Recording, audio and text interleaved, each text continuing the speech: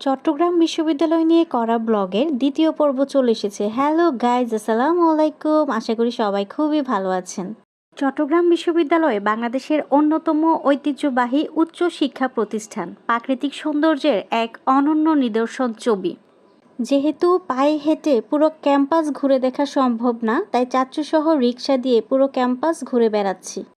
বাণিজ্যিক রাজধানী চট্টগ্রাম শহর থেকে প্রায় ২২ কিলোমিটার উত্তরে হাটহাজারী থানার ফতেহপুর ইউনিয়নের জোবরা গ্রামে পাহাড়ি ও সমতল ভূমির উপর এই চট্টগ্রাম বিশ্ববিদ্যালয় অবস্থিত। এই ক্যাম্পাস যেন নানা রূপের সমাহার। পাহাড়, ঝর্ণা, লেক, পাখি, হরিণসহ জীববৈচিত্র্য এই ক্যাম্পাসে এনে দিয়েছে ভিন্ন এক মাধুর্যতা। রোজার ছুটিতে ক্যাম্পাস প্রায় ফাঁকাই হয়ে গিয়েছে। এই ফাঁকা ক্যাম্পাসে ঘুরে বেড়ানোর আনন্দটুকু বলে বোঝানো আপনাদের সাথে সম্ভব না। পূর্বে পুরো ক্যাম্পাস জুড়ে এই একটি কেন্দ্রীয় অডিটোরিয়াম ছিল, কিন্তু সময়ের বিবর্তনে এটি এখন পরিত্যক্ত হয়ে পড়ে আছে। এখন ভার্সিটির বেশিরভাগ ফ্যাকাল্টিরই একটি নিজস্ব পার্সোনাল অডিটোরিয়াম আছে। এখন আপনারা দেখতে পারবেন চট্টগ্রাম বিশ্ববিদ্যালয়ের গ্যারেজ, যেদিকে চট্টগ্রাম বিশ্ববিদ্যালয়ের বাসগুলো থাকে। পাহাড়, গাছপালা, বনবনানি ঘেরা এক সবুজ ক্যাম্পাস, যেখানে নীল আকাশ মিতালি করেছে সবুজ পাহাড়ের সঙ্গে। নৈসর্গিক সৌন্দর্যের আধার ছবি ক্যাম্পাস প্রথম দর্শনেই শিক্ষার্থী, অভিভাবক, দর্শনার্থী সকলের নজর কাড়ে।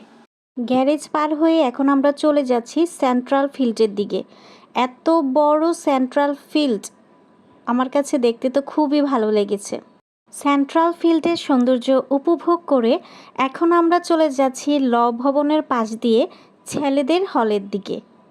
২০২২ সালের হিসাব অনুযায়ী ১৪টি আবাসিক হল রয়েছে এই চট্টগ্রাম বিশ্ববিদ্যালয়ে। এর মধ্যে ৯টি পুরুষদের জন্য হল এবং 5টি মহিলাদের জন্য হল।